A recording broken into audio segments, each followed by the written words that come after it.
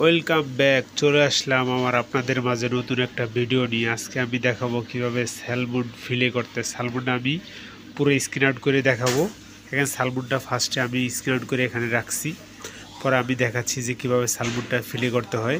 মানে একদম মাঝখান দিয়ে পুরো কাটে ফেলাইবো। স্যালমনে এক্সট্রা কোনো কাটা থাকবো না, জাস্ট মাঝখানে এক পিস কাটা থাকবো। আমি জাস্ট আপনাদের কেটে দেখাচ্ছি।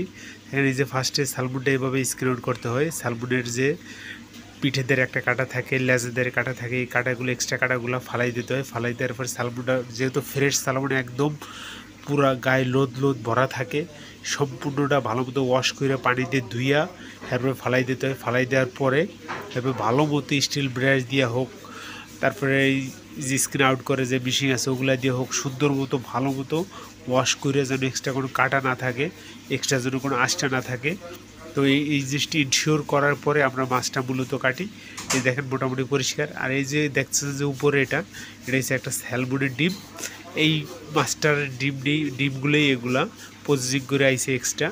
তো আমরা এই ডিমগুলো এক্সট্রা কেনা লাগে, অবশ্যই মাছের ভিতরে থাকে না, নাইলে অবশ্যই ফ্রেশটা থাকে না। এই যে মোটামুটি আমার কমপ্লিট।